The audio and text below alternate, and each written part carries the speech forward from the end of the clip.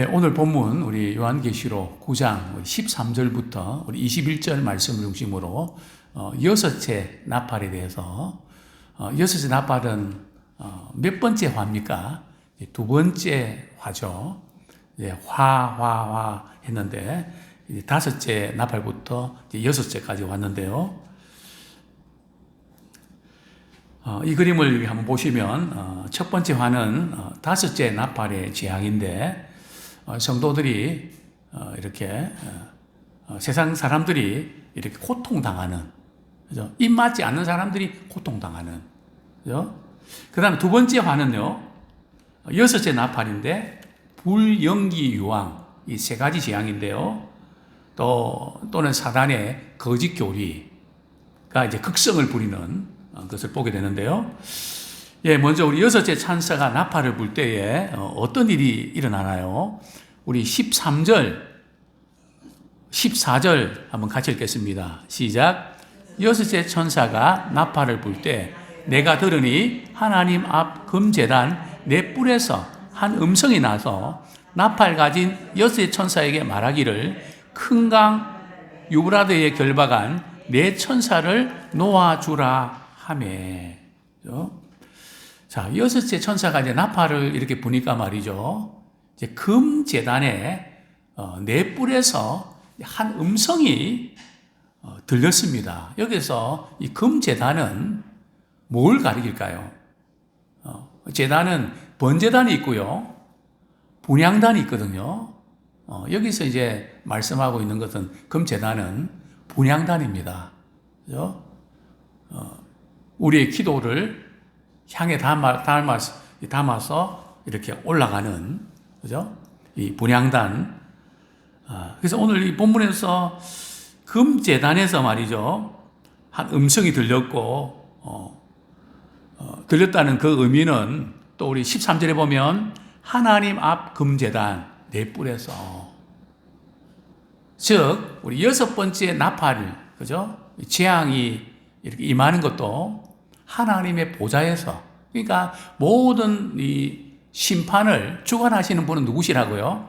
하나님이 주관하신다는 겁니다. 뭐 우연히 이렇게 뭐 단순한 자연재해로 일어나는 것이 아니라 하나님께서 이 모든 것들을 이렇게 통치하시고 역사하시고 개입하고 계심을 이제 보게 되는데요.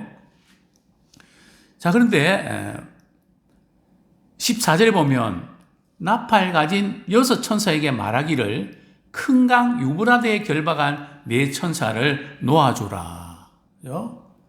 자, 이제 금제단에서 말이죠, 이렇게 일어난 것이 바로 이제 6장에 보면 우리 죽임당한 성도들이 신원하는 그런 것을 우리가 보게 되죠. 왜 이렇게 순교당한 사람들 왜 신원해 주지 않습니까? 자, 그 부분이 어디 나옵니까? 6장 10절 같이 읽겠습니다. 시작. 큰 소리로 불러 이르되 거룩하고 참되신 대주제여 땅에 거하는 자들을 심판하여 우리 피를 갚아주지 아니하시기를 어느 때까지 하시려 하나이까 하니. 순교당한 영혼들과 성도들이 복음 전자를 박해하고 고통을 주기 때문에 왜 그들을 그냥 두십니까? 그죠? 수가 차기까지 조금 기다려라.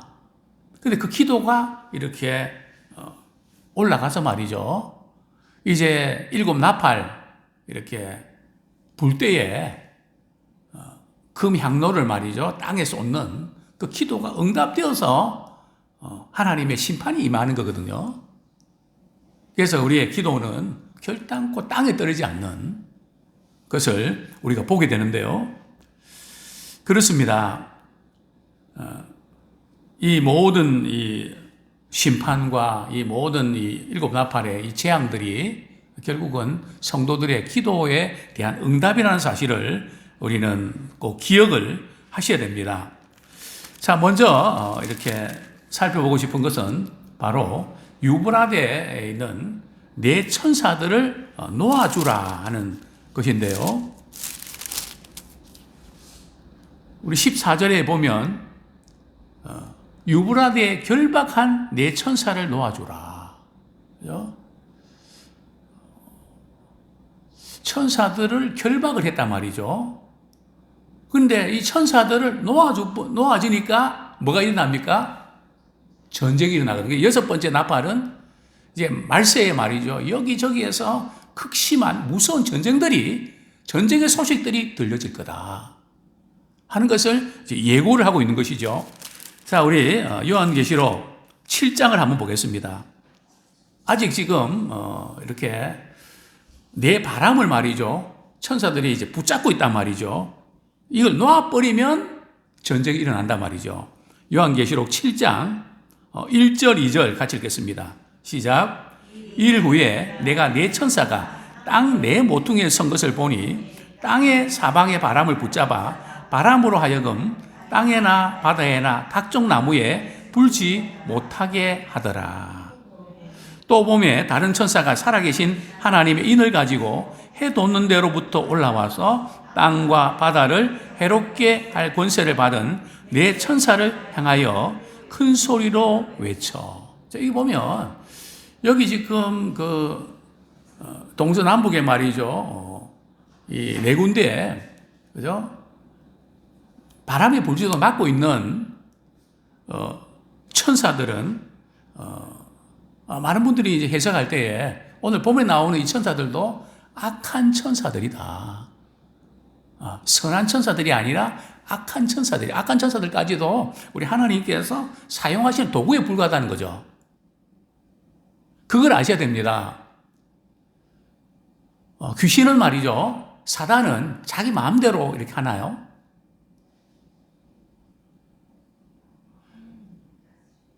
성경에 보면, 욥기에 보면 말이죠. 다 보고하잖아요. 땅에 두루 다니면서, 여기 두루 다니면서 보고하잖아요. 그죠? 즉, 하나님의 통치하에 있다는 겁니다. 심지어 악한 것까지도 하나님께서는 때로는 도구로 쓰실 수 있다는 거죠. 자, 어쨌든, 이제, 내 천사를 말이죠. 유브라데에 내 천사를 놓아주라.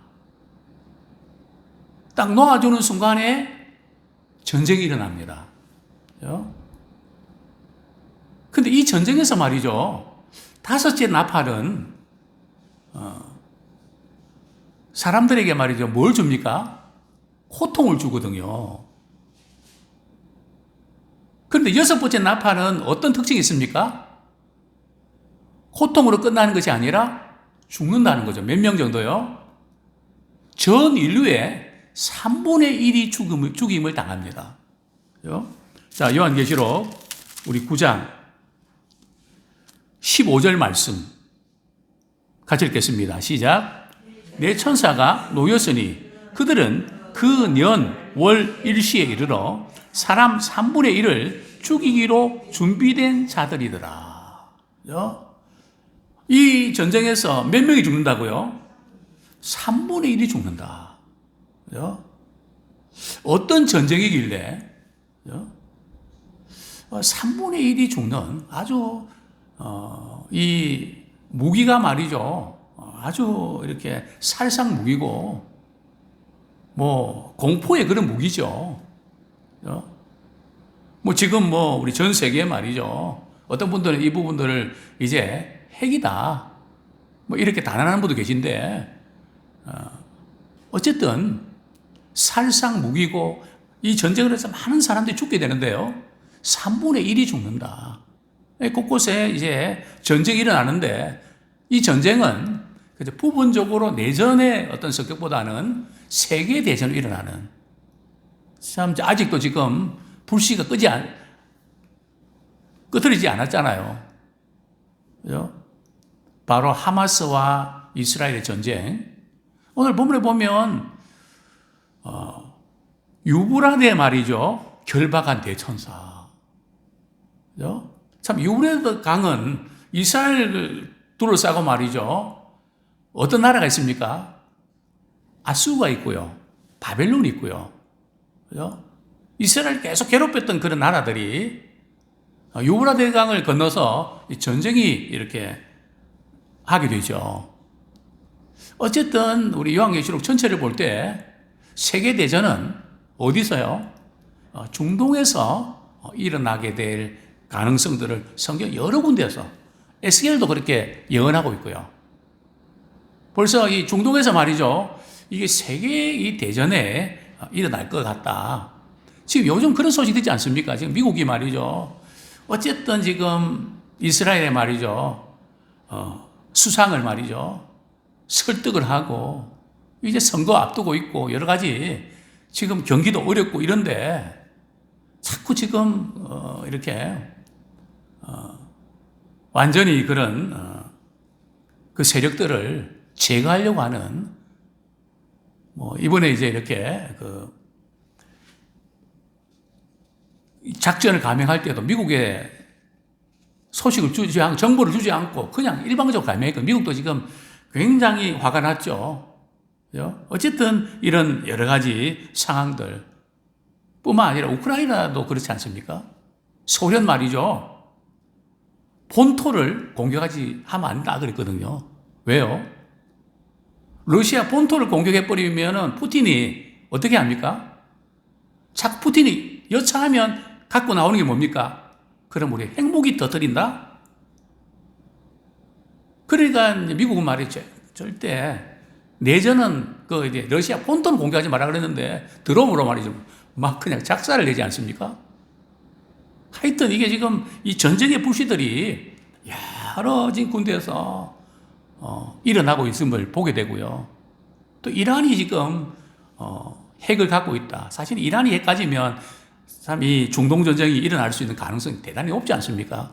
자, 어쨌든 이런 현실적인 모든 상황들이 이제 참 우리로 하여금 여러 가지 신경을 쓰게 만드는데요.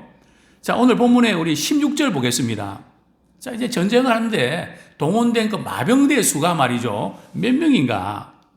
우리 같이 한번 읽겠습니다. 16절 시작. 마병대의 수는 2만만이니 내가 그들의 수를 들었노라.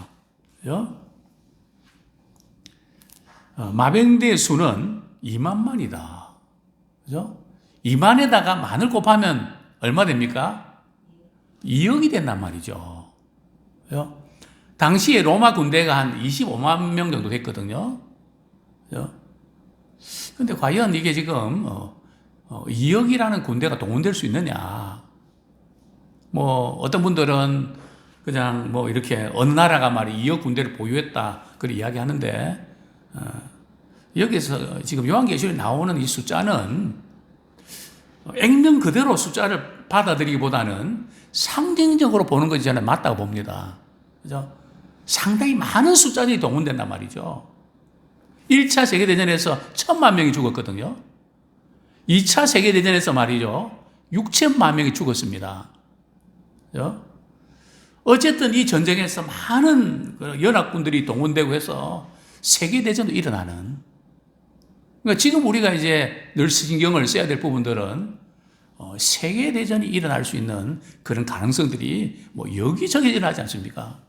그죠? 중국이 대만을 공격하게 되면 여러 가지 시나리오도 있지 않습니까? 그래서 한국도 지금 핵 자체 무장하지 않으면 안 된다는, 동시에 이렇게 터져버리면 우리는 어떻게 해야 되냐. 이런 문제가 대두된단 말이죠. 그래서 여러 가지 지금 문제들이 제도되고, 트럼프 같은 경우는 내가 대선에 당선되면 한국 핵무장 하도록 하겠다. 그죠? 이렇게 단언하지 않습니까? 여러 가지 그런 정세들, 우리는 그것이 전부는 아니고요. 다만 우리의 처한 모든 상황들 보면 이런 전쟁의 많은 소식들과 징후들을 우리는 보고 있습니다. 자, 그런데 이 마병대의 모습들이 어떤 모습일까요? 17절, 18절 같이 읽겠습니다. 시작. 이 같은 환상 가운데 그 말들과 그 위에 탄 자들을 보니 불빛과 자줏빛과 유황빛, 옥신경이 있고, 또 말들의 머리는 사자머리 같고 그 입에서는 불과 연기와 유황이 나오더라. 이 세 재앙 곧 곧 자기들의 입에서 나오는 불과 연기와 유황으로 말미암아 사람 3분의 1이 죽임을 당하니라. 자기 보면 황충의 그 모양도 하고 비슷하죠. 그죠? 어떤 불빛이 있고 자줏빛, 유황빛, 호신경이 있고, 그죠? 말들의 머리는 사자머리 같고, 그죠? 이 전쟁은 이 잔인하고 말이죠. 아주 이렇게 심각한, 혹독한 그런 죽음을 불러일으키는 그런 모습들을 우리에게 보여주고 있는 것이죠. 대표적인 세 가지 재앙이 뭡니까? 불과 연기와 유황이다. 이 세 가지 재앙, 그죠? 불과 연기와 유황이다. 이 세 가지 재앙으로 몇 명이 죽는다고요? 인류의 3분의 1이 죽임을 당하게 되는 그런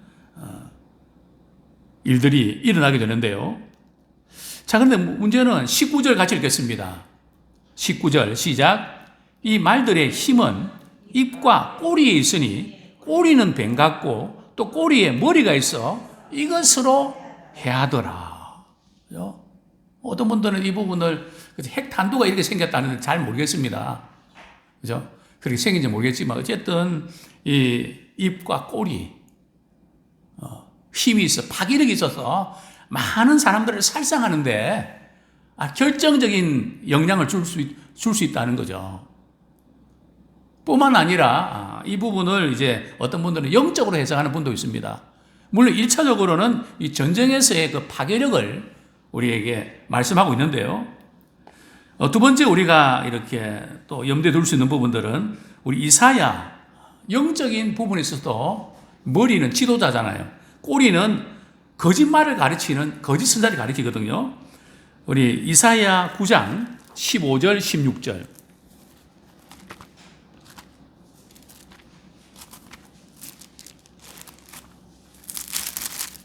이사야 9장 15절 16절 같이 읽겠습니다. 시작.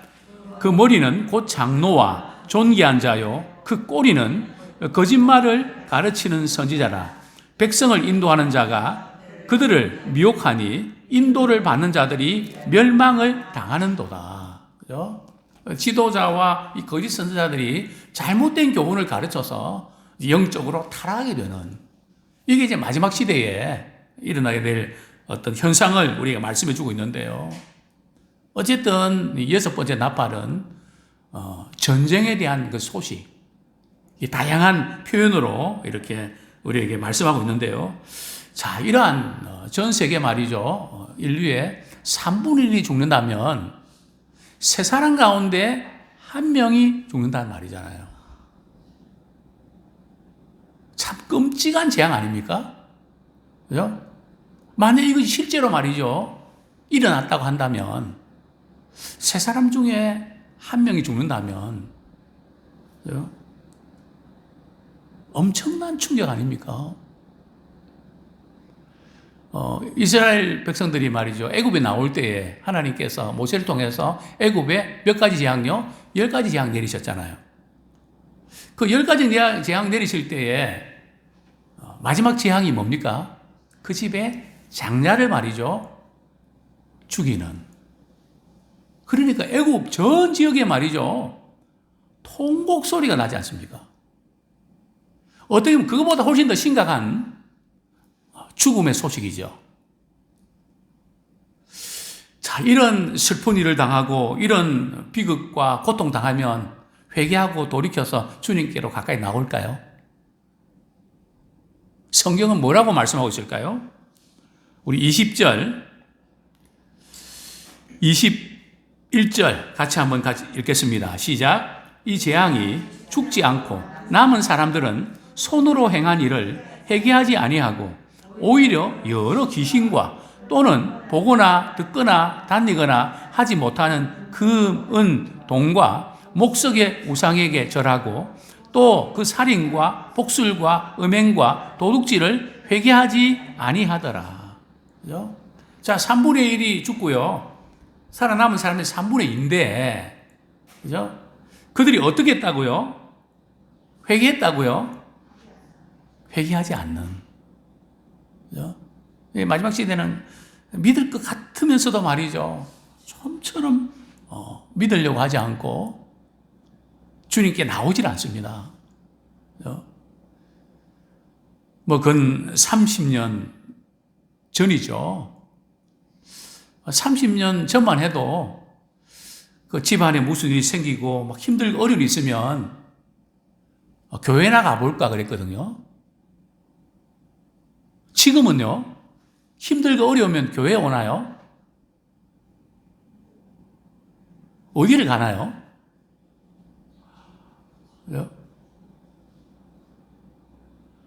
정말 영적인 부분에서는 정말 이렇게 힘들고 어려울 때 하나님께 나오면 참 좋을 텐데, 그죠? 미꾸라지처럼 말이죠. 요리 빼고 저리 빼고 하나님만 피해 다니는, 그죠? 다른 건 다 잘하는 것 같은데 신앙의 문제, 영적인 문제 딱 부딪히면 딱 막아버리고 거부하는, 이게 이제 마지막 시대의 그런 현상들을 보게 되는데요. 그들이 이제 회개하지 않고요, 도리어 어떻게 합니까? 여러 귀신과, 그죠? 악한 영들의 어떤 지배를 받는, 그게 절대 우리 믿음의 사람들은 말이죠, 심심풀이 점이라든지 그런 거 보지 마세요. 그런 거 보는 분들은 안 계시죠, 그죠? 우리 젊은이들은 뭐 이런 영적으로 노출됩니다. 그죠? 그리고 금은 동으로 만든 목석의 우상에게 절하고, 그죠? 여기 우상숭배 말이죠. 그러니까 하나님을 경배하고 하나님께 나와야 되는데 하나님이 가장 싫어하는 것을 골라서 한단 말이죠. 그게 우상숭배잖아요. 10계명 가운데 1계명에서 4계명까지가 하나님에 관한 것이거든요. 그죠? 그들이 우상숭배의 죄악에 빠지고, 또 뿐만 아니라 살인과 복술과 음행과 도둑질을 회개하지 않는, 이것은 사람과의 관계든 물질하고도 관계된 5계명에서 10계명, 그죠?